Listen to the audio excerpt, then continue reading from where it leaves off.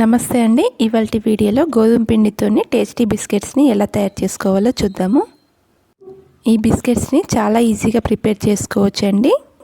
చాలా టేస్టీగా క్రిస్పీగా ఉండి తిన్నా కొద్దీ తినాలనిపిస్తూ ఉంటుందండి. పిల్లలకి పెద్దలకి అందరికీ బాగా నచ్చుతాయి. ఇవి ఒక 20 డేస్ వరకు కూడా నిలువ ఉంటాయి. మరి ఈ బిస్కెట్స్ ఎలా తయారు చేసుకోవాలో చూద్దాము. ముందుగా ఒక బౌల్లో 1 కప్పు గోధుమ పిండిని వేసుకోవాలి. ఇందులోకి 1/2 కప్పు ఉప్మా రవ్వ సూజీ ఉంటుంది కదా, అది వేసుకోవాలి. అలాగే 1/2 కప్పు ఎండు కొబ్బరి తురుమును వేసుకోవాలి. ఈ కొబ్బరి తురుము వేయడం వలన టేస్ట్ చాలా బాగుంటుందండి. మీకు వద్దనుకుంటే స్కిప్ చేయొచ్చు. అలాగే 1/2 టీ స్పూన్ ఇలాచి పొడిని, చిటికెడు ఉప్పును వేసుకొని ఒకసారి అంతా బాగా కలిసేలాగా కలుపుకోవాలి. ఇప్పుడు ఇందులోకి నూనెని కానీ నెయ్యిని కానీ కొద్ది కొద్దిగా వేసుకుంటూ పిండికి బాగా పట్టించాలి. ఒక 5 to 6 స్పూన్స్ వేసుకుంటే సరిపోతుందండి. ఇదంతా కూడా పిండికి బాగా పట్టించాలి. నెయ్యి వేసుకుంటే టేస్ట్ బాగుంటాయండి. నూనె కూడా వేసుకోవచ్చు. ఇలా బాగా కలుపుకోవాలి. మనకి పిండి అనేది ముద్దలాగా ఈ విధంగా రావాలండి. చూడండి, ఈ విధంగా మనకి ముద్దలాగా ఈ విధంగా రావాలి. అలా కలుపుకొని పెట్టుకోవాలి. ఇప్పుడు దీన్ని పక్కకు పెట్టుకొని ఒక 1/2 కప్పు షుగర్ని తీసుకోవాలి. ఇందులోకి 1/2 కప్పు వాటర్ని వేసుకొని ఒకసారి కలుపుకోవాలి. 1 కప్పు గోధుమ పిండి తీసుకున్నాం కదా, దానికి 1/2 కప్పు చక్కెరని తీసుకోవాలి. ఇలా కలుపుకున్న తర్వాత ఇలా షుగర్ని కొద్ది కొద్దిగా వేసుకుంటూ పిండికి పట్టించాలి. షుగర్ పౌడర్ కూడా వేసుకోవచ్చండి, కానీ ఆ టేస్ట్ ఈ టేస్ట్ చాలా డిఫరెన్స్ ఉంటుంది. ఈ విధంగా చక్కెరను వాటర్లో కలుపుకొని వేసుకుంటే టేస్ట్ బాగుంటుంది. ఒకేసారి కాకుండా కొద్ది కొద్దిగా వేసుకుంటూ పిండికి పట్టించాలి. ఇలా సరిపడినంత వేసుకొని చపాతీ పిండి ముద్దలాగా కలుపుకొని పెట్టుకోవాలి.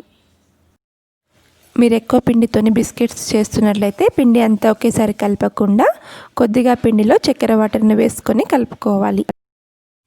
ఒకేసారి అంతా కలిపితే చక్కెర కరిగిపోతుందండి. అందుకని డివైడ్ చేసుకొని కొద్ది కొద్దిగా కలుపుకొని పెట్టుకోవాలి.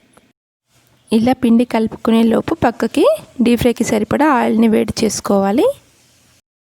ఇలా పిండి కలుపుకున్న తర్వాత వెంటనే కొద్దిగా పిండిని తీసుకొని చపాతీ పీట పైన పల్చగా రోల్ చేసుకోవాలి.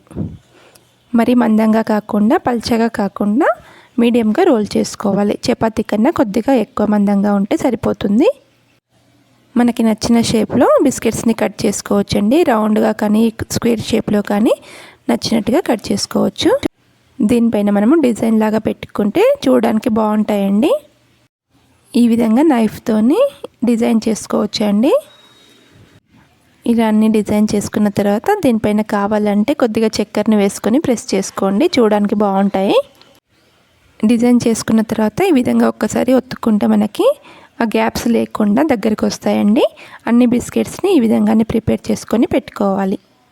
ఈ లోపుగా మనకు ఆయిల్ వేడవుతుంది. మీడియం ఫ్లేమ్లో పెట్టుకొని బిస్కెట్స్ వేసుకొని డీప్ ఫ్రై చేసుకోవాలి. హై ఫ్లేమ్ పెడితే పైన కలర్ వస్తాయి, కానీ లోపల పిండి పిండిగా అలానే ఉంటుందండి. అందుకని లో టు మీడియం ఫ్లేమ్లో పెట్టుకొని లోపల దాకా బాగా వేగేదాకా ఫ్రై చేసుకోవాలి. 2 సైడ్లా కూడా తిప్పుకుంటూ మంచి కలర్ వచ్చే వరకు ఫ్రై చేసుకోవాలి. ఈ విధంగా గోల్డెన్ బ్రౌన్ కలర్లోకి వచ్చిన తర్వాత పక్కకు తీసుకొని పెట్టుకోవాలి.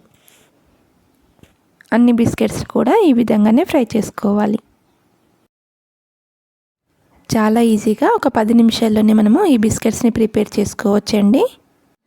చాలా కమ్మగా ఉండి తిన్న కొద్దీ తినాలనిపిస్తూ ఉంటుందండి. ఇవి ఒక 15 to 20 డేస్ వరకు కూడా నిల్వ ఉంటాయి.